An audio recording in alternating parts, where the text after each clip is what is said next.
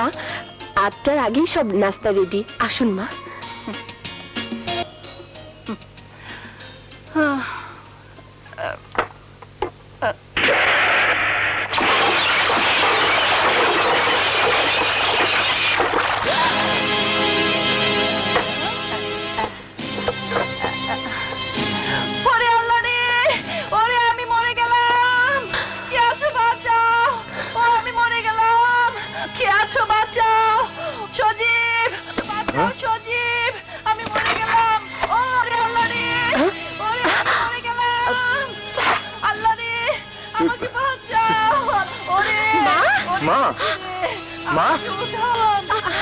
কি হয়েছে মা? কি হয়েছে? তোর বউ আমাকে ধাক্কা মেরে এক করে আমার উপর ফেলে দিয়েছে। মা, আমি আপনাকে ধাক্কা দিয়েছি? চুপ কর শয়তানি পোড়ামুখী। আল্লাহ রে, আমার মাথাটা ভেঙে গেছে, আমি মরে গেছি। মা কোথায় লেগেছে দেখি। আর দেখতে হবে না, ওই বউকে আমি কাল সহ্য করতে পারিনি বলে সকাল থেকে আমার সাথে উঠে পড়ে লেগেছে। মা, এরকম জঘন্য মিথ্যে কথা বলবেন না। আপনি তো... হ্যাঁ, আমি তো নিজেই পড়ে গেছি। আল্লাহ গো, এ কথা আমাকে শুনতে হলো। পোড়া কপাল আমার, নিজের একমাত্র ছেলের বউ, সেও আমাকে এভাবে ধাক্কা মারলো। আমার মরণ ছাড়া কোনো উপায় নেই। আর সহ্য হয় না। ডাক্তারকে খবর দাও। রাখো তোমার ডাক্তার। তুমি এমন করে আমাকে দেখছো কেন? তুমি কি মায়ের কথা বিশ্বাস করেছো? তুমি কি বিশ্বাস করেছো আমি মাকে ধাক্কা দিয়েছি? সজীব, সজীব, আমি তোমাকে ছুঁয়ে বলছি, আমি মাকে ধাক্কা দিয়ে ফেলে দেইনি। আমি মাকে ধাক্কা দিয়ে ফেলে দেইনি।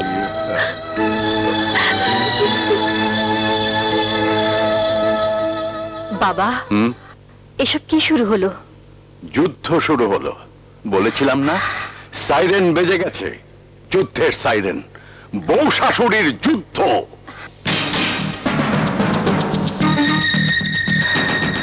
মা সকালে যে অভিনয় করেছে, যেভাবে আমাকে সবার সামনে দোষী বলে প্রমাণিত করতে চেয়েছিল, সেভাবে আমাকেও তার জবাব দিতেই হবে।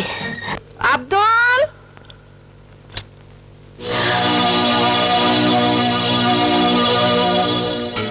মা,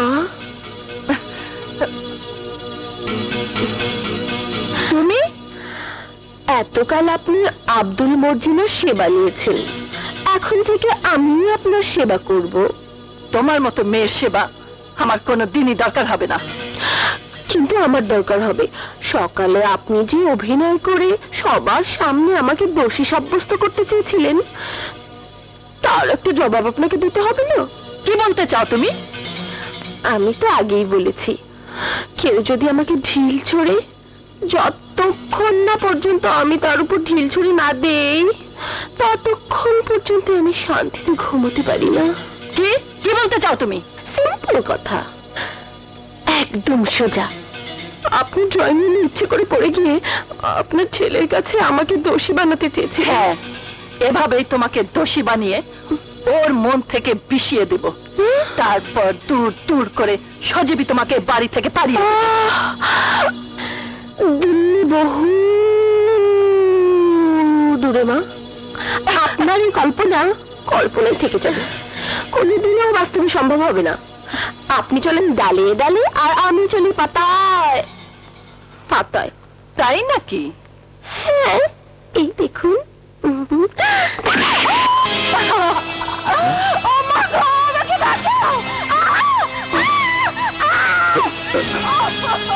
কি হয়েছে বর্ষা?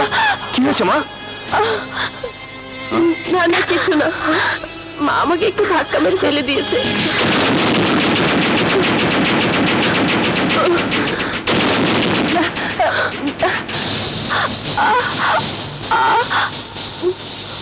মা, তুমি ভাবিকে এভাবে?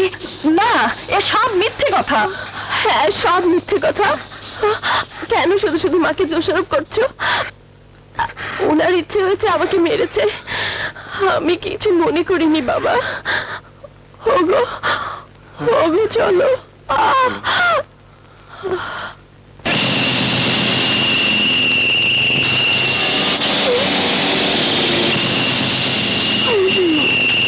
কত দূরে গিয়েছেন? 5 পা এগিয়ে যাই তো আবার 10 পা পিছিয়ে যেতে হয়। আমি জীবনে অনেক মেয়ে দেখেছি, কিন্তু এইরকম মেয়ে আর একটিও দেখিনি। তাহলে তোকে যে 2 কোটি টাকা দিব ভেবেছিলাম, সেই টাকাটা আর আমেরিকার বাড়িটা আপনার হাতের মুঠোর মধ্যে এসে ফসকে গেল? না না না, এখনো যায়নি। তোমরা আমাকে আর কটা দিন সময় দাও, আমি এবার অন্য পথে আগাবো।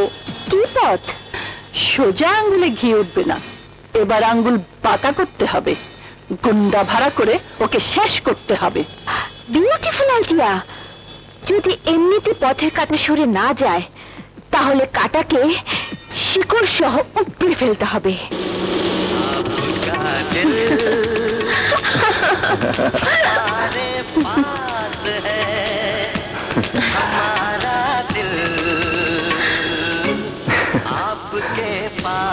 কোথায় নিয়ে যাচ্ছ? ঘরে 4 দেয়ালের মধ্যে বন্দি থেকে তোমার দমটা বন্ধ হয়ে আসছিল, তাই তোমাকে নিয়ে বেড়াতে যাচ্ছি। আমার দম বন্ধ হয়ে যাচ্ছিল, তুমি জানলে কি করে? অনেক কিছু না জানলেও বুঝে নিতে হয়। বিয়ের পর এই প্রথম তোমাকে নিয়ে বেড়াতে যাচ্ছি। কিন্তু বাড়িতে অনেক কাজ রয়ে গেছে। কাজ কাজ আর কাজ। দেখ, বিয়ের পরে তুমি বউ না হয়ে কাজের মেয়ে হয়ে গেছো। বউদেরই তো কাজ করতে হয়, নইলে স্বামীরা তো পাওয়া যায় না। কাজ না করলেও আমি তোমাকে সারা জীবন ভালোবাসায় ভরে রাখবো। সরে আসতে! Oh my God! ভাই, কারা তোমরা? এভাবে কেউ গাড়ি চালায়?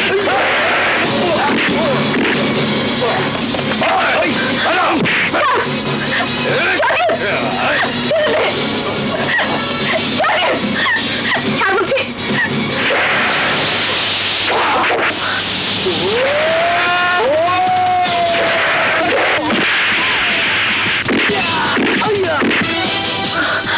সজীব!